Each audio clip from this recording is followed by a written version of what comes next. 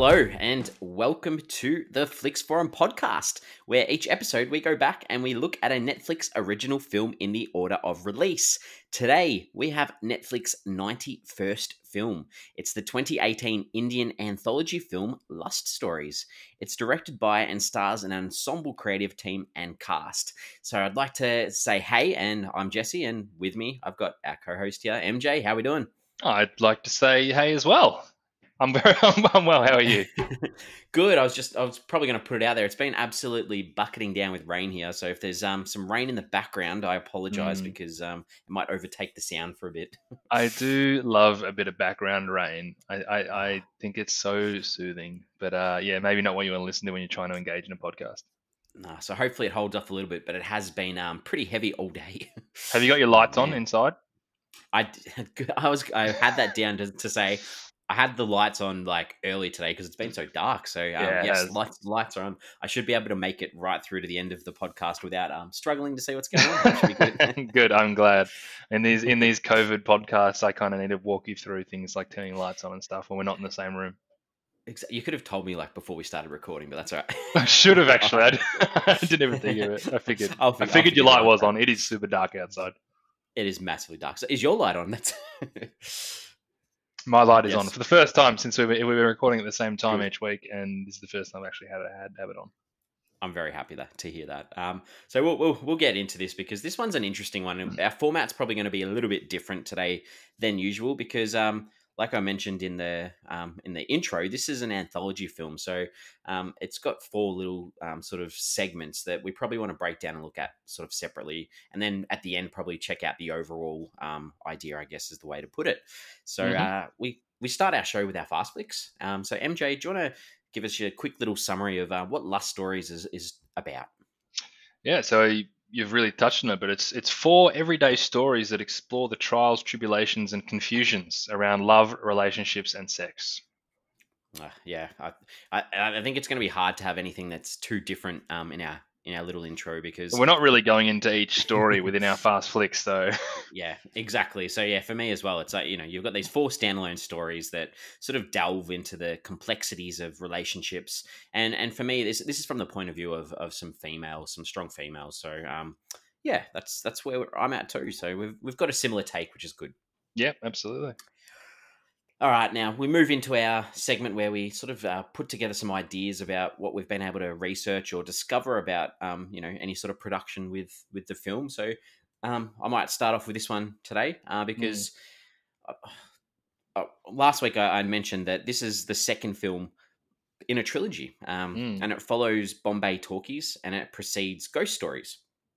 So Bombay Talkies is a film that was released prior to Netflix having their own original films in 2013. And then obviously this one's been released by Netflix, the Lust Stories, and then they've also released Ghost Stories as a Netflix original as well in 2020. So out of the trilogy, I guess, two of the three are Netflix originals. You can watch Bombay Talkies on Netflix as well. And I did that prior to watching Lust Stories because I just wanted a little bit of context. I like that you did that. It was a bit of a commitment because, it's over 2 hours, foreign language film. But I was very happy that I did do it, I think, because I thought it was excellent. I really, really, really enjoyed it. And, it made me excited to get into Lust Stories and give this one a crack because, I highly recommend Bombay Talkies.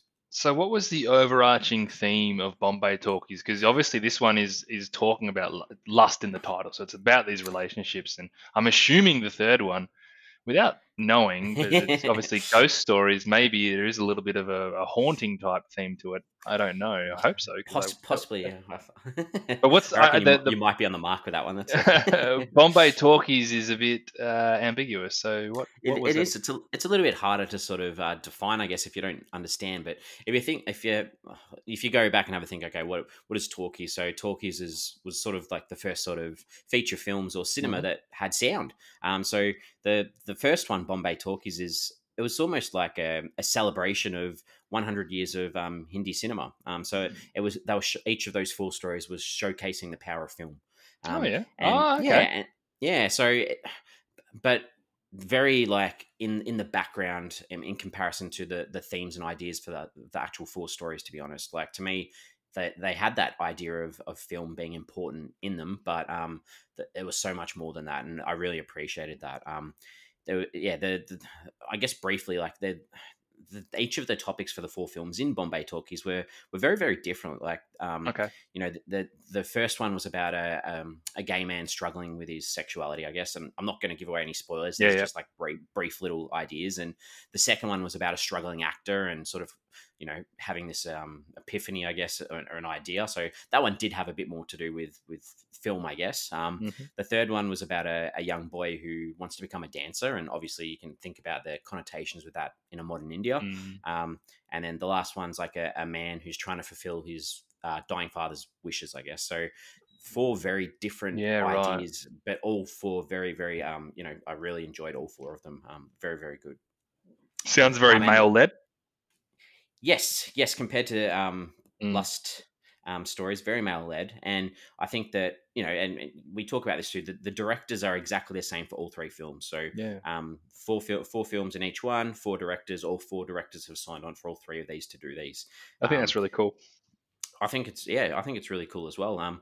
And obviously, so Bombay Talkies obviously did okay in 2013, and then Netflix sort of Lust Stories had been in and around, and there's the directors already signed on to do this, a sort of sequel, and Netflix sort of said, okay, we're going to pick up the rights for this, and they did it, like they literally picked up the rights, dropped a 2-minute trailer for the film on the 18th of May 2018, and then released it the next month on the 15th of June. So Netflix were on board with this, and obviously with that deal, they were able to put the Bombay Talkies on Netflix, not as an original, but obviously as Mm. content that you can watch on Netflix as well, which was pretty cool.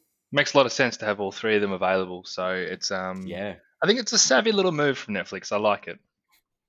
Yeah, I guess the massive population in India, and this is probably our fourth Indian film. Yeah, Yeah, fourth. Yeah, it would be. fourth, I think. So we're getting to see out of 90 films, 4 Indian films, which is quite good, I guess. Because Yeah, I I mean, definitely wouldn't have looked into Lust Stories, this film, or Bombay Talkies, if it wasn't for what we're doing in this podcast, I guess. yeah, yep. No, me too. Yeah.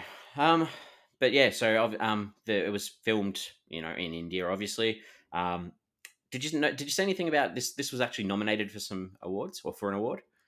This No, I film, didn't. I thought this one was it was nominated for a 2019 International Emmy Award, Emmys. which yeah, an Emmy. So it was nominated for 2 categories. So it was nominated for Best Performance by an Actress for Radhika Apte, and she plays the lady in the Oh first one, yeah, the sort of the crazy teacher, I guess, or the yeah. lecturer, or whatever she is. And it was also nominated for Best TV Movie or Miniseries at the International Emmy. So, that's some good recognition for Netflix here for an international or a foreign film.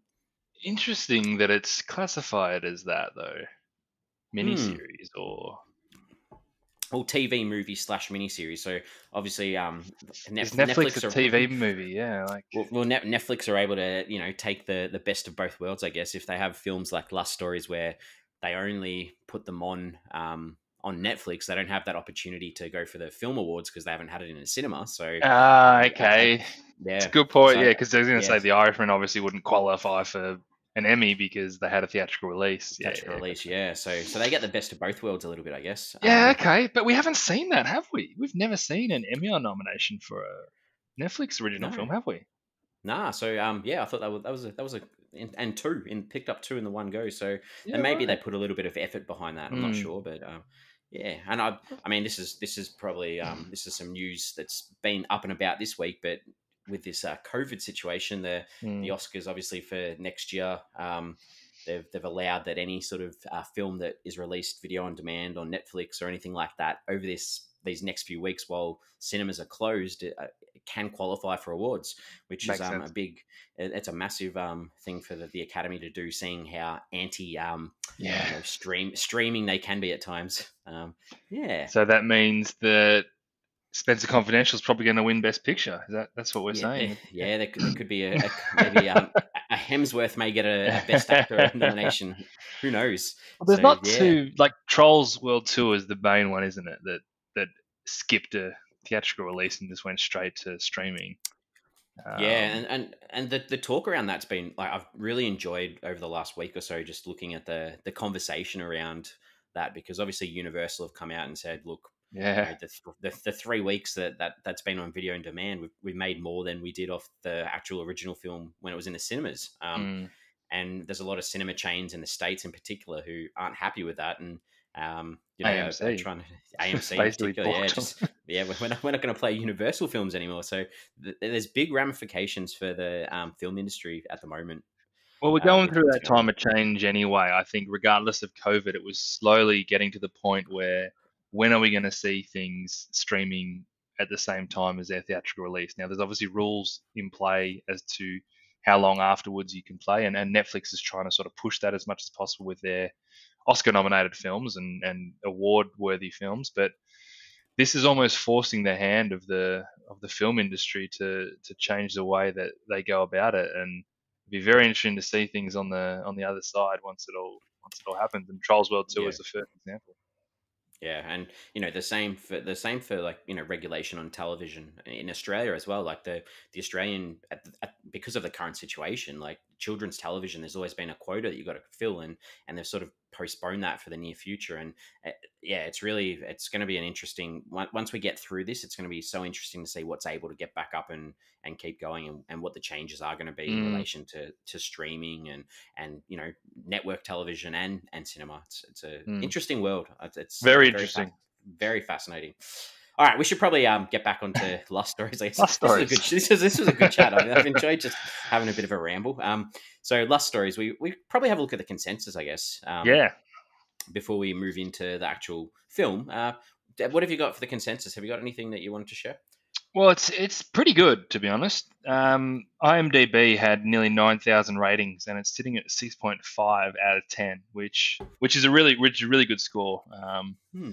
And Letterboxd basically reflects that, which is a 3.2 out of 5, just over 1,300 ratings. So on the smaller side, but people who watched it definitely. I mean, anything over a 3 out of 5 is It's you've good. obviously liked it. So to Yeah, average that out, it's pretty good. I've mentioned that before. My wife will only watch Letterbox 3 and above, so I didn't check Letterbox before I watched this, but I probably could have got her to It's watch this one with tough. me. It's a tough to get. Like, I mean, getting a 3, it obviously is a sign of a good film. But if you're restricting yourself to just 3s out of 5s, whew, Yeah. So yeah, Google users, there was only 83% that liked this film, which is a bit low on the okay. Google users side of things. But Rotten Tomatoes, I don't know if we've ever had this before. This film has 100% on Rotten Tomatoes. Um, Wow. yeah, 100% on 10 reviews. So it has a fresh status. It's not certified fresh, but it has fresh. So it has enough to have fresh status, but 100% on Rotten Tomatoes, which is pretty big. I don't think we've had one that's had 100% from memory. The Definitely not audience that. was That would have stuck definitely in my nah, mind. yeah. Yeah, the audience is skewed a little bit lower though, down to 65%, but that's pretty much the same as Letterboxd, almost exactly, Yeah, I was going to say it's hard not to be lower than and 100%. But IMDb as well. So the audience reactions on this are all very similar, I guess. But yeah, okay. yeah, the critics have obviously liked this one a little bit more. There you go. I'd be curious to check out what they think of Ghost Stories, because that's obviously going to come into it now with if it's got real Yeah, positive critic feedback. I wonder what they're yeah, obviously going to have high expectations, but they're also going to want to get behind it too. So that'd be very interesting to see that. yeah. All right. Well, I guess that leads us into our early thoughts, where we each sort of say what we thought of this one. MJ, what are you thinking about this one? About Lust Yeah, I think Stories? I'm probably reflective of those audience consensus numbers that we're talking about because I liked it. I generally like the idea of these stories coming together that are built on a theme, and it's a theme that works because there's so many different ways to tell a story about lust and relationships, and I think that all the directors remained really true in capturing the idea that there is different ways to tell this. So I think you know that I always appreciate that kind of ordinary story with immense value notion Yeah. that some movies can do, and this is chock full of that. But yeah, look, I mean, in general, some of the stories worked better than others. But in all, I did appreciate this as a cinema experience. And when I say cinema, I mean cinema as in film. Video As on demand, not, yeah, I yeah. wasn't in the theater for it, but No. I appreciated that as an experience. Good. Yeah, I'm the same. I enjoyed this one. It wasn't as good as Bombay Talkies, Hmm. the one prior to this. So maybe I'm disappointed in myself that I did watch it, because I may have liked this more if I hadn't have seen that prior. Sometimes when you watch something and then yeah, you sort of regret it because I thought this was good still, but maybe I would have Mm, liked it a lot more.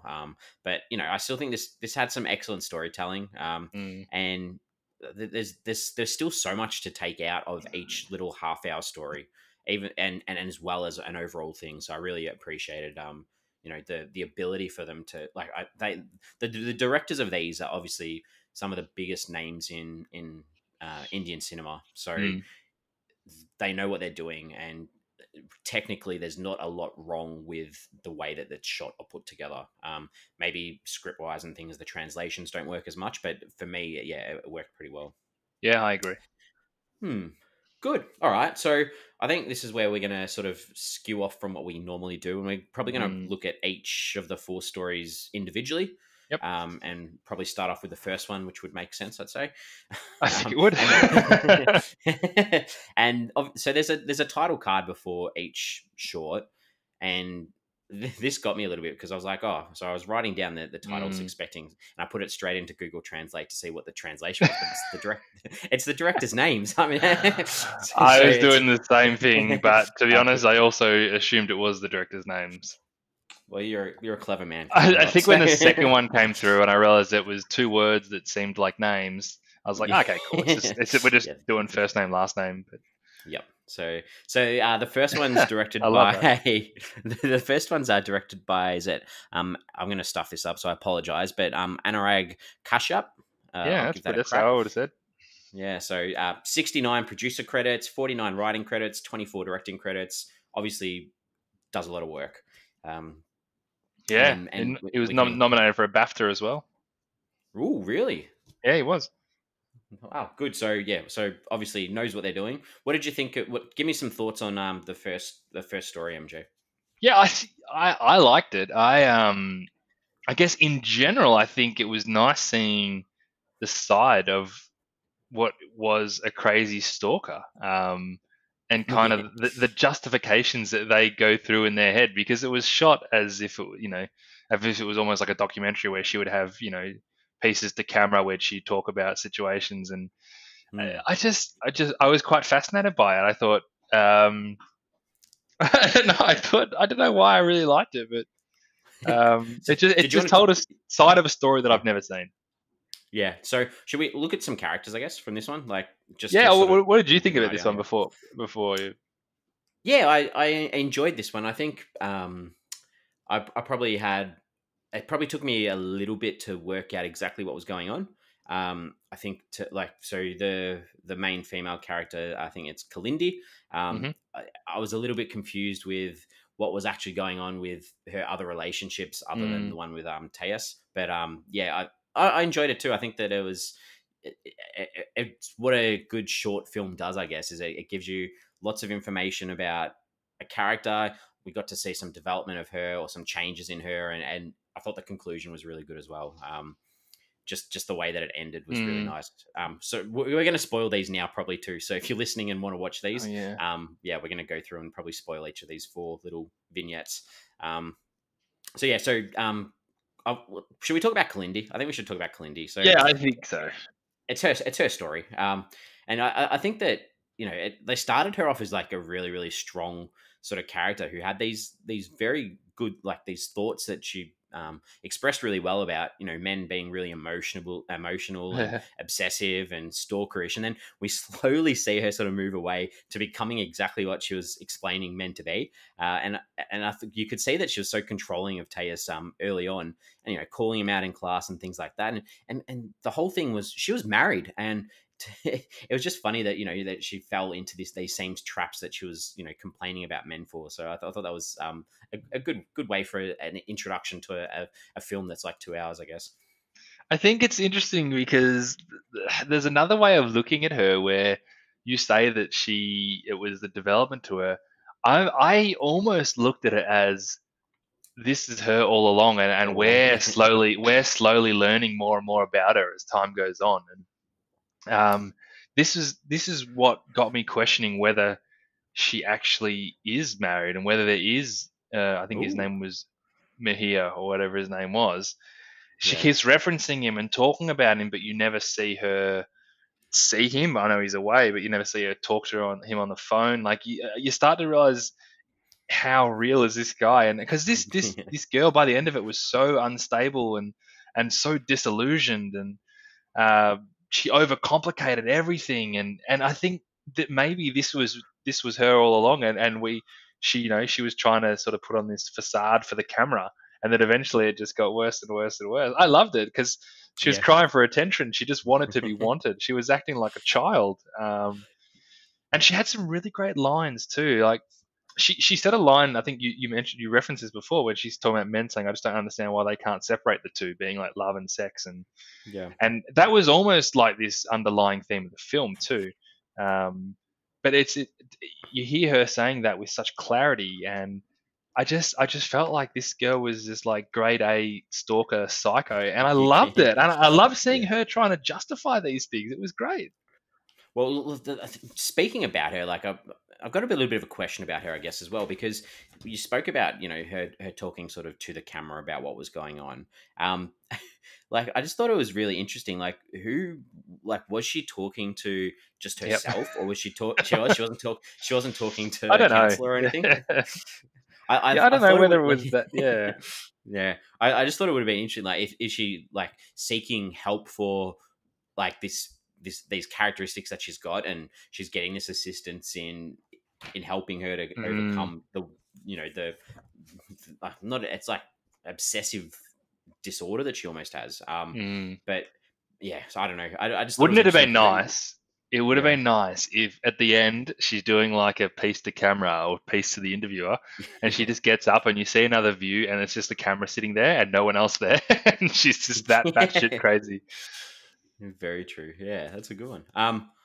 So, and I guess that you've got to talk a little bit about Teus, the Mm, guy that she's so obsessed with. I just found him really believable, like the naivety mm. of him, and just his ability to sort of just go with the flow and see what's going on, and then just be like, yeah, okay, I'll oh, I didn't realize that I meant that much to you. Cool, Yeah. I'm happy to be with you. Sort of, like, I just thought he was like he didn't put his foot wrong. He was just yeah. He liked to keep his options open, didn't he? But the poor bastard just couldn't win really, No. because the question I'm not sure about, did he like similarly like the attention that he was getting from her? Obviously, she wanted the attention from him, but he had every right to just go, "Hey, this is getting a bit crazy. Can you just back off?" But I think he kind of liked it as well. But when he was with this Natasha girl, he Yeah, was like yeah, rejecting her calls and sort of yeah, ignoring her too. So exactly. I don't know whether, yeah, I don't know whether that was him like being like, no, I'm happy how I am. But then, yeah, I don't know. I really don't know. It was a great little start to the feature. Yeah, kind of like a have your cake and eat it kind of guy. Like, all right, I just don't want to close the door on this Kalindi because there's something about her. Well, are there any scenes that you wanted to talk about in particular from this one?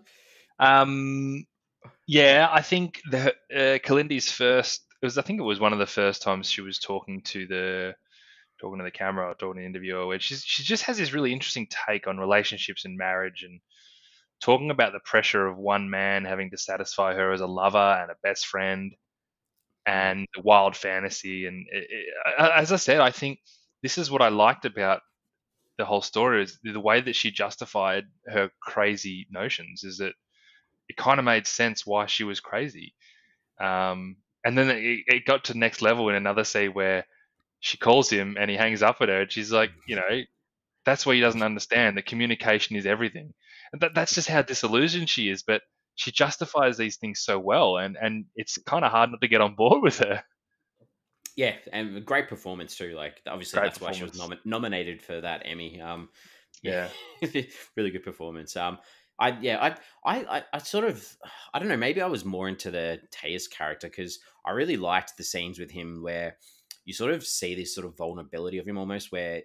you look at the books on his bookshelf, and they're talking about how he's got to read these sort of lower Mm, level books because he's struggling with language, and then sort of the follow through where Kalindi has puts the phone in his face and tries to get him to do an audio sort of mm. thing, saying the sex was consensual, and to Yeah. me that was almost heartbreaking because he just couldn't put the sentences together, and and then it goes further when like he doesn't understand what the word fornicate means. Mm, I just felt for this kid. I was like, oh, he's way in, like he's too young for it, and they did a good job of you know trying to talk about this teacher student sort of relationship to sort of prove mm. that maybe yeah, like you said, this chick maybe is a little bit crazy. Yeah, exactly. And full mark, like a lot of those words were English words that he didn't necessarily have to know. It's not Have to like know, yeah. he doesn't know what consensual means because it's not his language either. Language. Yeah, true. I thought I liked there were like transitions where Kalindi's in bed with this maths teacher and the lights sort of go out. It's this really awkward sort of scene, and there's like this Mm. sort of like applause or like cheers, and then it sort of cuts to and it's Taya's ringtone on his phone. I just thought that was Yeah, like that's right. really well done. It was such a good little transition. Yeah. And yeah, and I really enjoyed the end too, like where Tejas is just happy to give up what he has for her, and she just turns away and just like, oh, I'm married. Like I just thought it was a great end. It was a great end It's to crazy. that. Yeah, it was. It really was. Yeah. Any other scenes that you enjoyed or anything? No, nothing more than that. Um, there were some things that I didn't necessarily like. I thought there was a scene where they're in the comedy club, and I don't know whether that's just through translation, but I didn't really like the jokes that the comedian were putting out. Bit Okay. meh. And I just didn't like the scenes with the maths teacher when she's trying to build this relationship with the maths teacher. I Yeah. just didn't really enjoy them either. But Yeah, fair enough.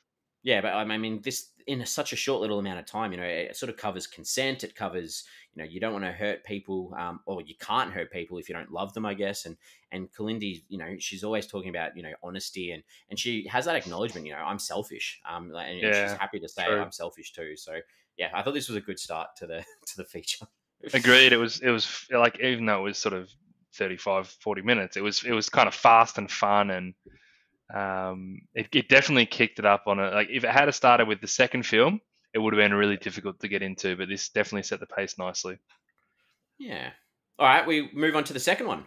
Let's do it. So we've got the second one, which was directed by Zoya Akhtar, Hmm. and I think the only female director out of the Mm. four. I think. Yeah, it is. Um, Yeah. yeah, it is good. So got a few writing, directing credits as well. I haven't seen out of all I haven't seen any of these directors, any of their other work, to be honest. So Correct. Yeah, apart me from too. Bombay Talkies, I guess. But Yeah. yeah, characters. Give us some characters you want to talk about for this one. There's only two to talk about, and there's only one to talk about in any kind of depth, and that's Suda. Yeah, Obviously, she's the maid, I guess. yeah, Is that probably the best way you could yep, define her? exactly. Um, yeah, I don't know. Like she was. This one in general was a little bit slower for me. Hmm. I enjoyed the idea of her world. You know, us being able to slowly and quietly explore her world and her issues. But Suda, she was just it was sad and I felt really saddened by her situation. Like she was basically objectified and used in her role and treated as real second-rate citizen, and that didn't sit as well with me. I felt sorry for her. Yeah, I completely agree with you. I think that the way that this was directed and the way that the camera was able to convey her emotions throughout, with her, she said very little dialogue, very little at all. Yeah, true. Apart from I think the one scene in the shower where, Naked pig. yeah, Ajit calls her a Uh, bitch, and then she calls him, yeah, whatever she called him. yeah. Yeah, I thought that the way that they were able to convey the emotions, how she was feeling, just like these shots staring through windows, and sort of it was like you were like the point of view of her eyes, just looking at the different angles, trying to work out where Ajit was when they've got this arranged marriage, and even though she didn't say anything, you could feel how upset she was Mm, about this arranged marriage, and I thought they did a really good job of being able to convey her emotions in yeah, this I one. agree. I Um, agree. and the Ajit dude, like, this is that stereotypical sort of male where the parents are doing everything for him. He's got this apartment, he's got a maid to clean the house up. He's set up, and I just thought he was kind of gross, to be honest. Um, Good observation. Yeah, I just think he was a pig. And when you got something that's probably 15, 20 minutes long, you don't get a chance to be redeemed, right? Like there was nothing that I was like, he's all right. Like there's no exploration of his character at all. It's like this is Suda's story, and this is her encounter with this man who is a pig. Yep, exactly. That's two in a row that it's this idea that you've got you through the point of view of a female who's struggling and well, yeah, struggling in different sorts of way, I guess. But the it sort of highlights too, like the difference in classes in society too, and this the Mm. arranged marriage sort of idea for me that's completely like I'm completely oblivious really to how it works Oh yeah. and and what goes on with like these meetings between families Mm. and it was like I just being as if I was Suda listening to everything they were saying and she's obviously had some connection with this guy. That just would have it would have been so heartbreaking. Oh yeah. Um, yeah, but yeah. Other than that, I mean, what did you think about the scene at the end where she's waiting for the lift and there's obviously another maid that comes and meets her? Yeah. Did yeah, what? Look, so like one of the main scenes that I liked was, and I only liked it because it was poking fun, but the vapid conversations that these richer people are having, and they're literally sitting around having tea, talking about absolutely nothing, and these are supposed to be the important people in society, right? Hmm, And they live like really vacuous lives. And then the conversation that Suda has with the other mate, I guess, um, was just a lot more personal, and it wasn't anything special. But I just think who's got a richer life when they're kind of sharing food with each other, and hmm, she's talking about how she's going to look in her dress, and like there's a lot more connection with that sort of conversation than anything else that happened in the entire story. yeah, very true. It kind of upset me that this was what they classified as a good day though. Like, she Mm. asked her, "Did you have a good day?" And it was like, again, she didn't say anything, and yeah, I don't know. This was heartbreaking to me. This I've said that multiple times, but yeah, that's how I felt about this one. But on the flip side, you don't want her to end up having feelings for this bloke anyway, because he's an absolute piece of shit. So, Yeah, in a sense, that exactly. she's potentially, although she's got to go back to work the next day, right, and do the same thing and see him again, but Yep. hopefully she can remove those feelings for him. And just the idea of it though that based on where she is in society, she's may not going to have the opportunity to be set up like Yeah. him and the other girl are. So yeah, I don't know. I found this one hard to find any positivity. Yeah, it was uh, tough. It was tough, yeah. and it was a bit slower as well. Hmm. It was, yeah, I enjoyed it, but it certainly wasn't my favorite. Favorite. All right. Good. Any ready to move on to the third one? I am, yeah. Good. All right. So the third one. How about you have a go at saying the director for this one? Um, Debaka Banerjee. Amazing. You're I so actually much better used than me. I used to play cricket with a guy with the surname Banerjee, but Very nice. he was a good batsman too. So he has 10 directing credits, Hmm. 2 award wins, and another 4 noms, but all sort of Indian kind of award ceremonies.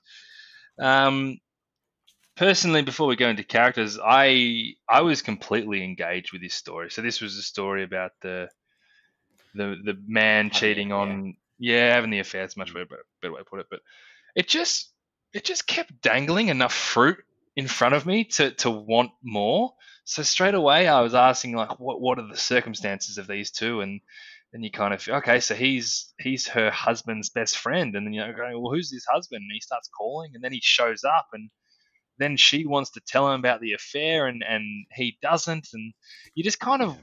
waiting for that moment where they tell him, and you're kind of hanging on every word they're saying until someone sort of slips it out. And I was so engaged by this. It absolutely flew by. I loved it. Yeah, I think the setting for this one, that mansion or wherever it was, like Oh that was yeah, in comparison to I guess the settings that we'd seen in the previous two. it's To true. me, like it was such a stark contrast. And it sort of yeah, it had me engaged in a completely different way because I'm like, okay, this is a completely different story to the previous ones because Mm. these people are obviously doing it a lot better, but obviously they're still having the same difficulties in relationships and connections and things like that. So I completely agree with everything you've just said. Yeah, and that's why it's so nice that they've chosen this theme of lust for the movie in general. That you can tie a thread all the way through completely different stories and know that everyone's experiencing it in different ways, and that's what's you can't do an anthology on a theme that isn't that broad and widespread and make it really work as well as this does. So just another Hmm. example of how it worked. Good. All right. So I think I'll start with Sadia for this one for me. But yeah. Um, Sadia, like this guy, like it was hard to sort of get a grasp to actually know much about him. Mm, So he is having an affair with his best mate's wife, and he's been yep. not only just doing it in this scene, he's been doing it for 3 years, 3 years. and you don't see any guilt, you don't see any concerns that he's upsetting his friend at all in this. And he wants to be together with her, and that's he does show a little bit of concern about her kids that he's got with his friend, but to me that was it. It was more like this guy's just so focused on the here and the now and what he's feeling and not necessarily about anyone else. So, but yeah, I still found him an intriguing character, even though we didn't get much from him. Yeah, I think you're right. And I kind of, the more I think about this story, the more I think about it as male versus female and the comparisons that each gender has in this. And Sadia, whilst he's very different to Salman, the actual husband, they're both they both kind of let their egos get in the way. They both kind of sit on the fence with their emotions and what they want to happen. And it's Rena, and I'm kind of jumping between characters here, but it's she's the one who by the end is just completely calling the shots because Mm, she's the one who's actually being true to what she wants. And all of a sudden, because they're not coming to the party, they're kind of digging their own holes, and she's got these little secrets with both of them, and like her big smile when she's driving away was just so satisfying because these two guys who are very different guys who are just not doing anything about the way they're feeling. And Sadia's the one when they're sitting around the pool and you know that she's like, I want to tell him that we're having this affair. And he's the one saying, like, hey, it's not all over. You should go back with her. I'm like, what are you doing, man? Like, and then when Selman finds out about it, he's like, oh, I'm just so embarrassed. So make sure you don't let him know that I know. Like, what? no. These guys are just so delusional. You've summed it all up perfectly, and I just add to like with Rena, I guess, where she does it like really blatantly, and she questions like what she's actually become, and she makes Mm, this comment where she's like, "I'm neglecting my kids, and my husband's spying on me," and to me, this is that recognition that she has that she can't have the best of both worlds. She can't keep dipping in each pie, I guess, and and just continuing this on. So, like you mentioned, that drive away scene at the end where she smiles yeah. and it sort of goes into one of the scenes that I kind of liked where Salman, her actual husband, when he's in bed and he's sort of like Mm, crying, and there's just like it's just like this is her chance to make that choice, and she obviously what choice she makes, but I just liked that moment because to me like Salman was just you know he didn't really treat her very well anyway, so mm, I was kind of a little bit confused as to why she made that decision in the end because um, yeah, I guess she had to make a decision one way or the other, and she's chosen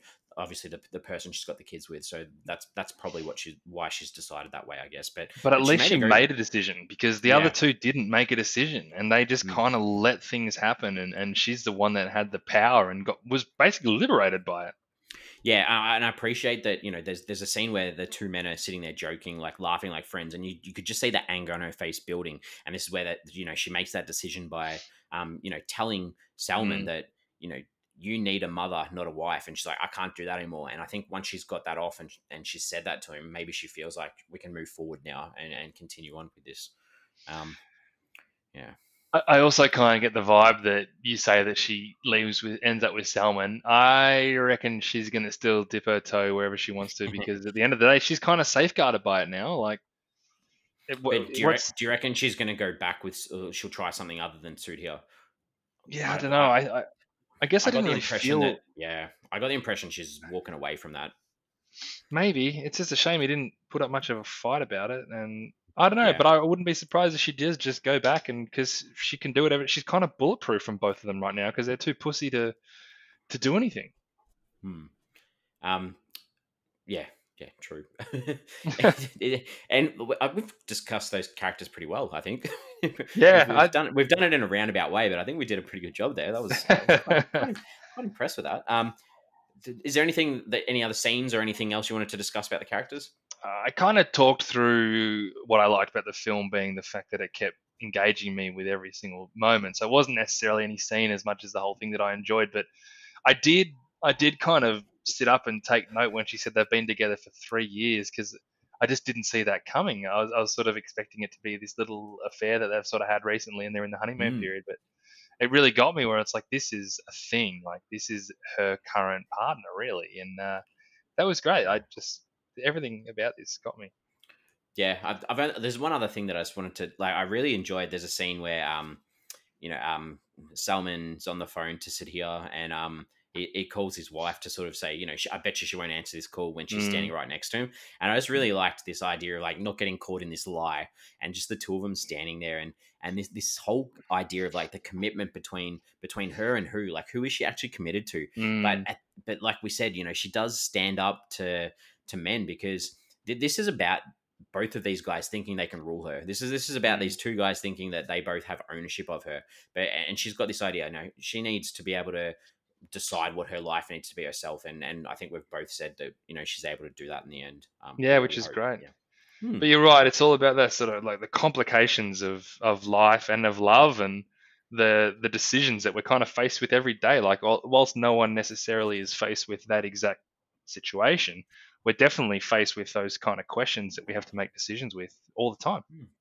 Yeah. Yeah. Good. All right, we're up to number 4, I think. I think so. I think you should introduce the director for this one as well. Saying I did the first two. It's your go. Karen Johar. Good. I like that. I would have said that too. 10 So directing credits, 51 yeah. producing credits. He has 46 award wins and 34 further nominations. So he certainly gets around the award circles. Got a good pool room. Imagine those trophies. Whoa. That would be nice. Before we talk about this one, to me, I'm not saying I didn't like this one, but this one compared to the previous 3 stood out like a thorn. Like it was just a completely different feel to the other 3. Not in a negative way, but it just felt so different. And So I don't yeah, know if I don't know if it's a bad thing, but that's how I felt. so I agree. I didn't actually take much more out of this than the fact that it was this quirky comedy. But in the context of everything that had come before, I think it was really fun because Hmm. it rounded out the rest of the stories. Because despite there being some consequences still in this story, it felt like a movie called Lust Stories should involve a story about embarrassment and humor. And I kind of appreciate that they went there. As I said, I didn't take much out of it than a couple of chuckles and a bit of ridiculousness, but I think it worked in the context of everything else there.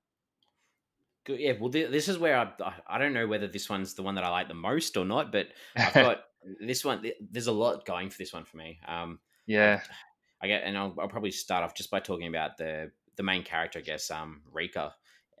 I just really I felt for her that she was this character that was constantly pleasing everyone in her life, and hang on. I um, think Rika was the other sorry, other girl she worked with. Mega was the Mega, main sorry, character. Mega, yeah, Mega, sorry, I got the wrong one around. Mega, That's all right. yeah, she had, she wanted she wanted self satisfaction for herself, I guess, and not just sexually. And I get that No, you're right. You're there's, right. there's, the visuals are sexual, but it's not just about the sexual sort of thing. So Mm, to me, I really enjoyed her as a character and thought that I could feel the way that Paris is the dude, or Paras, and he was obviously hurtful to her, but I don't think he fully understood what she wanted from him. not at And all. maybe this is because like he was a little bit more immature or not as Mm. mature as she was. So yeah, I just liked that little between the two of them. I just enjoyed that.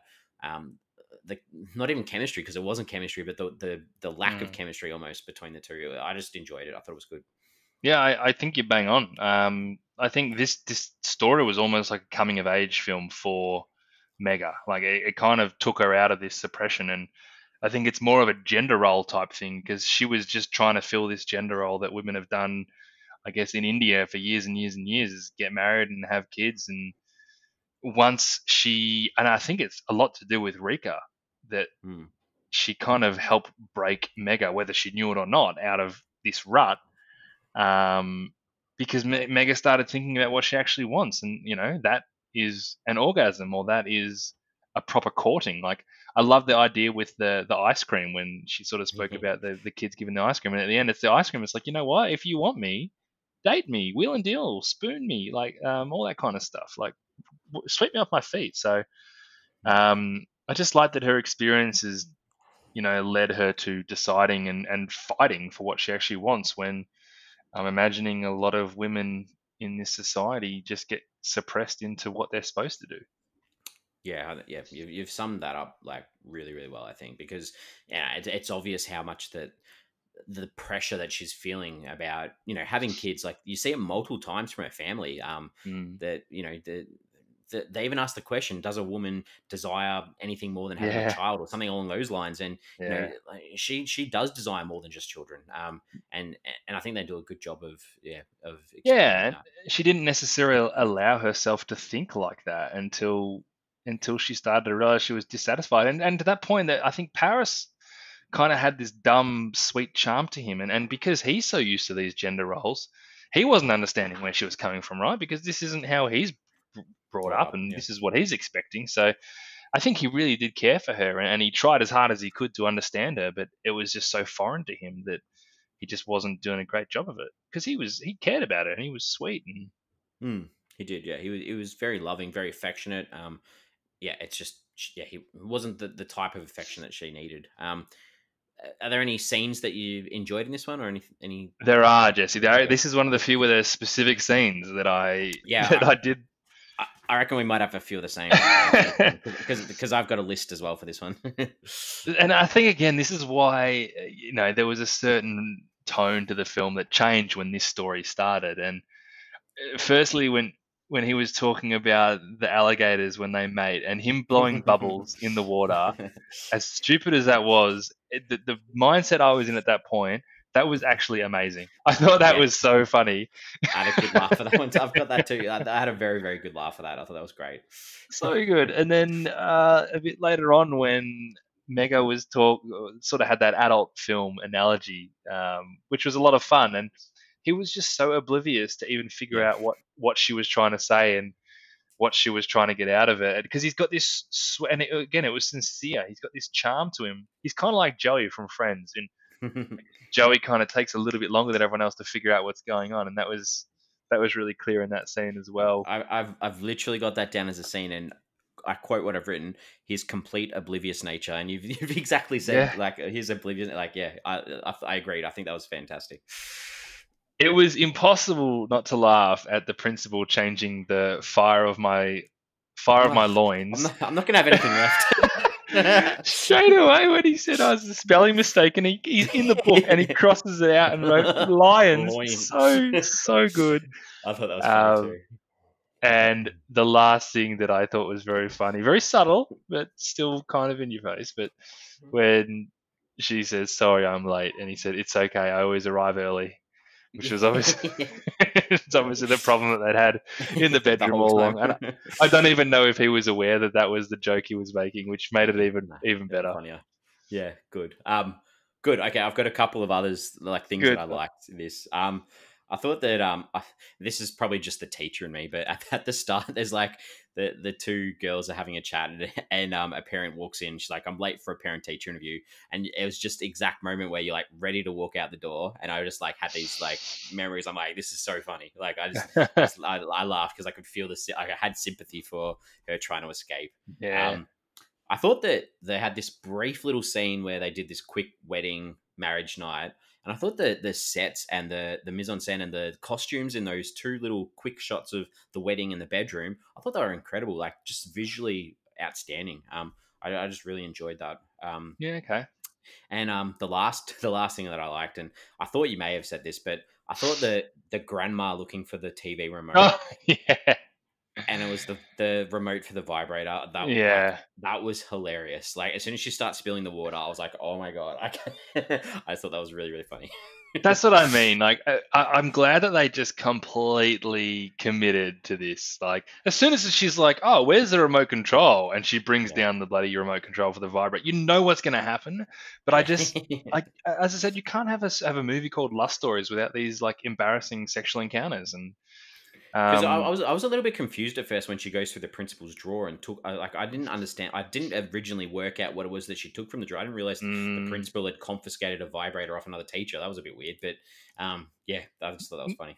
not the kind of thing I'd be sharing, to be honest, Yeah, I if I had that in was my her. questions. I was like, she literally went home. Did she wash? Mm, Was there a clean yes. anywhere? I didn't think so. I thought it was a bit weird. But you know what? Um, She was in need, and we learnt that all along, that this is what she needed to do, and I was proud of her for doing it.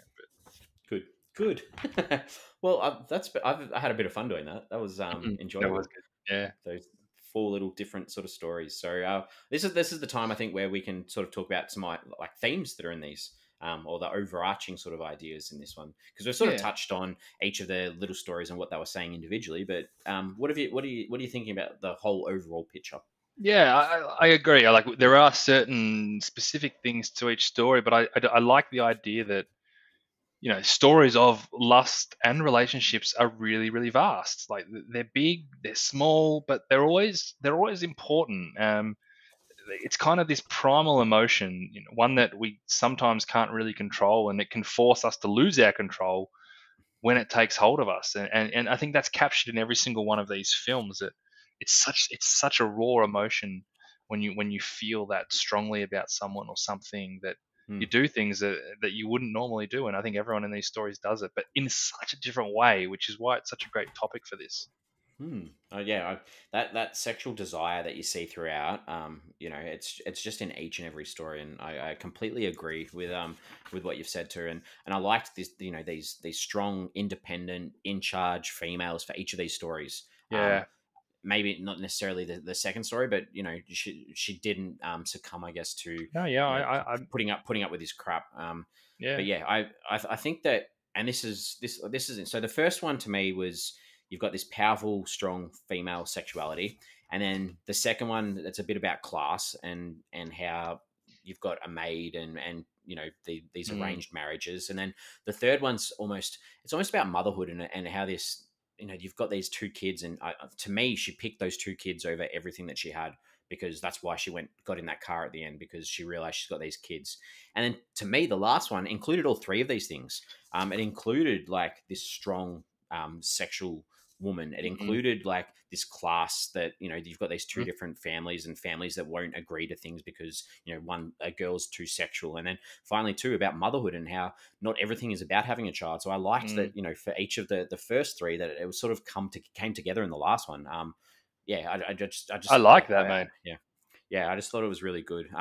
And the same thing too. Like, this is pretty out there. Like, there's this whole idea of Indian morality on the screen too. Like, this is not stuff. And I guess I know that their screen's changing a lot more, but this is pretty out there. This is it's not a Oh yeah. secluded sort of film. So I enjoyed this. I agree with everything you just said. I think that's great. Good. I'm glad we're both agreeing a lot today. It's good. I like it. We are.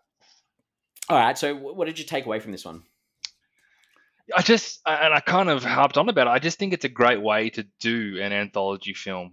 Pick this all-encompassing theme that allows you to flex the broadness and the importance of it, and then punch out four really different stories that all feel relatable in one way or another. And um, I think you'd struggle to do an anthology film without really focusing on that kind of similarity and difference. Yep. Yeah.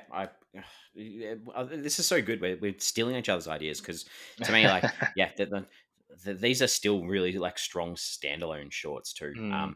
But they do all work so well together. So, and it makes me want to now just go and watch that Scary Stories one, because I just want to see what they've done Thought with a that too. different topic, with a different Do idea. do we know if they're scary? Because ghost can not necessarily mean horror.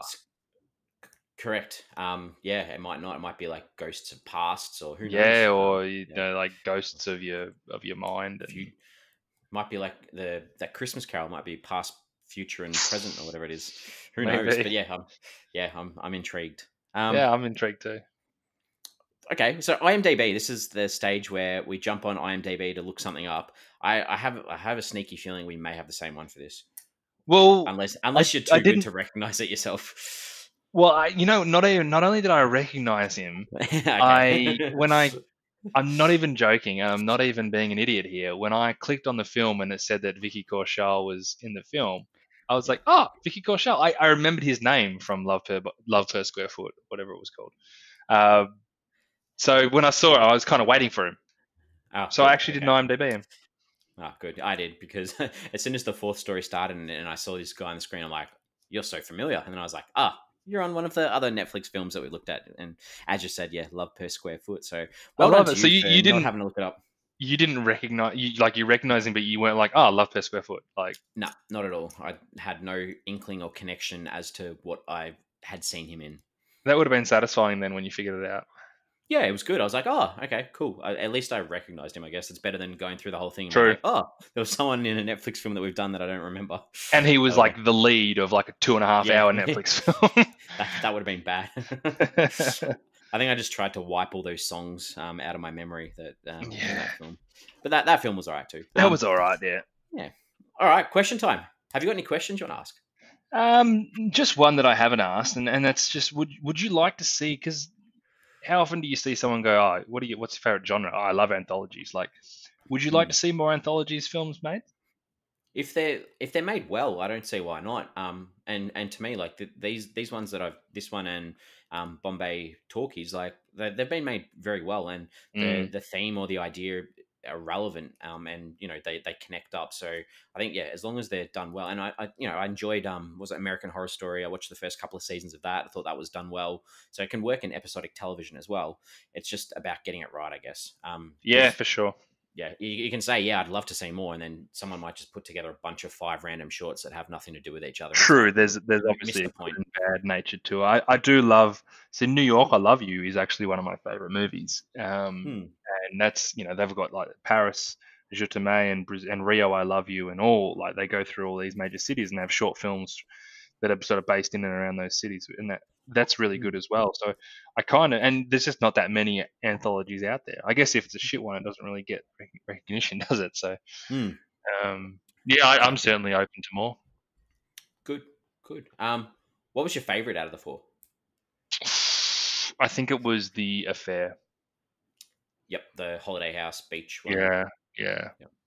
Hmm. See, I was hoping I hadn't written anything down because I was hoping after having a chat I'd be able to identify which one I like the most, and and I am still lost as to know which one it is. yeah, So okay. for laughs, the last one, even Oh though it's yeah, completely different to the previous ones, I still enjoyed the first one, and I thought that was really well done. I thought the performances in that were great. I really enjoyed I enjoyed the one at the beach house as well because I just thought that was intriguing. Just this woman who had so much power over these two men, and they had no idea what was going on. And yeah. and I really enjoyed the second one too because it was just heartbreaking to me just watching, and yeah. So I don't know. I can't say which You is can't. Well, so I have know. you got like a top two that you're tossing up between, or is it like No, a I real can't. four-way split? Four-way split. I can't distinguish between the four because I thought they were all That's really great. good. So yeah. So sorry for sitting on the fence on that one. No, you're allowed to.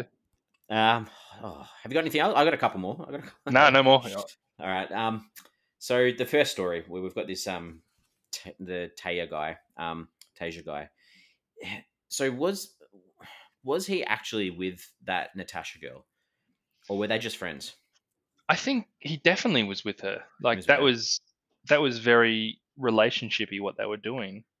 Yep. And I just think he liked to leave the door open for Kalinda or whatever her name was. So Okay. Yep. that's how I took it. Okay, good. So in this same the first one, there's a scene where Kalinda sort of goes crazy and sort of goes through his room and finds Yeah, that pair of underwear. yeah.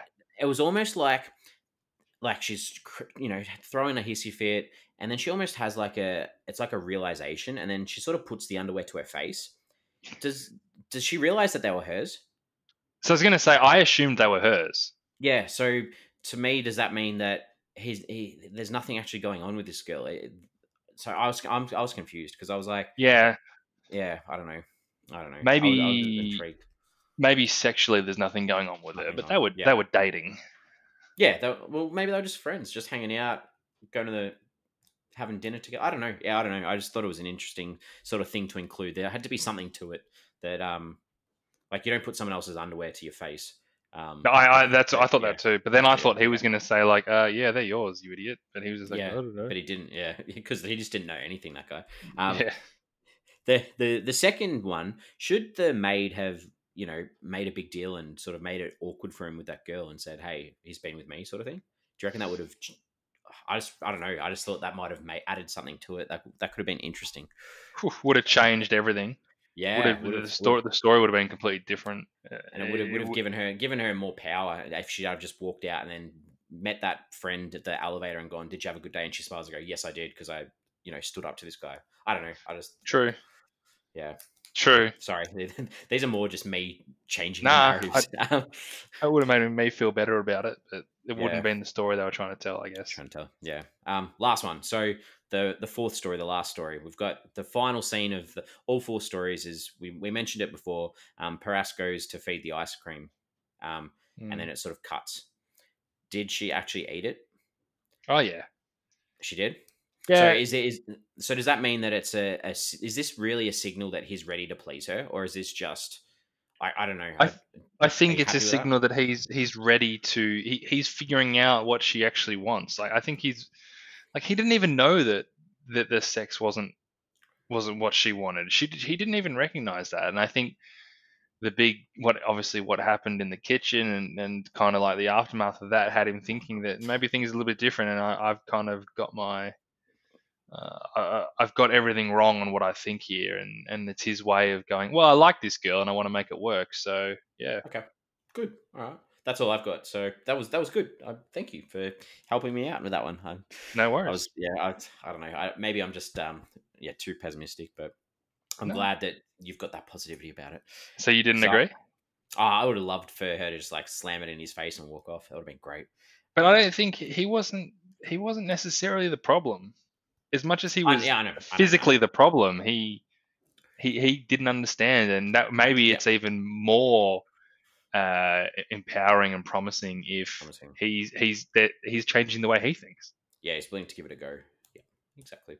Good. All right. Well, I think we're ready. We've been going for over an hour, so this We is one of have. our long. This is one of our longer ones. So we need to sort of wrap this one up and Yep. give our overall thoughts, where we rate the film out of 5 to give it an overall Flicks Forum average. So MJ, what are you thinking for this one?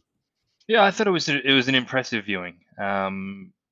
I love the ability that they could land on a topic that's so relatable and it's so vast, and it allows you to tell really different stories that highlight the complex nature of lust and love and relationships. It didn't necessarily blow my socks off from start to finish, but I did really enjoy it, and it's 3.5 stars. Good. I've already done the calculations because I thought you were going to go 3.5 Oh, right. for our Good on you. average. I know. Well How done. good's this? So, for me, I thought this was really, really good. I thought the stories were really strong. I liked seeing the strong females on the screen. Thought it was well made. I haven't got a lot to criticize for this one, so I'm giving this one a 4 out of 5. Good boy. Which will give us a Netflix average of a 3.75. Very high. Very, very high. And I just love that I could read what you're going to. I'm happy I picked that one. I'm happy with that one. It's 3.3 taken and a us half. 91 podcast episodes together, and now you can read me. It's good. I like. Oh, we'll see how we go. Next week we'll bring that up in the tent. We'll see how we go. But yeah. So 3.75 is an average for us. We're on social media. You can find us on Twitter, Facebook, and Instagram. Please give us a like, give us a follow. Write a response to some of our posts. That would be Yeah. great. Question. Send us a message. Let us know what you want us to do. Let us know. Yeah, exactly. We're flexible. We are open to any sort of feedback. Please, positive would be better. Question of the week this week is if you could be any animal, what would you be? This is based on our blowing of bubbles being an alligator from the fourth story. I don't know. You know what? I don't know that either. And I recently watched The Lobster. Have you seen The Lobster? I With know of the lobster. Yeah, Colin Farrell. reincarnation. Is that the reincarnation? Yeah, if you Yeah. don't find a wife in 45 days or something, you'd get turned into an animal.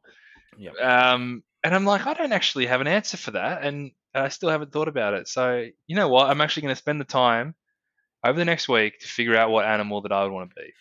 Good. I Because I might think try it should be something that we have, right? It should be like, what's your favorite Mm. color? You know, what animal would you want to be? I don't have one, but I should have one. I'd be a pterodactyl. just soar around and yeah. Well, you wouldn't be around, Alive. unfortunately, I Jesse. wouldn't. No, Yeah. yeah, true. Good point. It's a terrible choice. I'll have a rethink. Okay, so I'd be extinct. I was going to say T-Rex, and I was like, because I do that little hand action with the little hands, but yeah, hopefully. All right, so time to wrap this up. Next week, we're back. We are back with another rom-com. I know another. We've done a lot of rom-coms lately, so we've got another 2018 rom-com. It's called Set It Up. It's directed by Claire Scanlon. It stars Zoe Deutsch.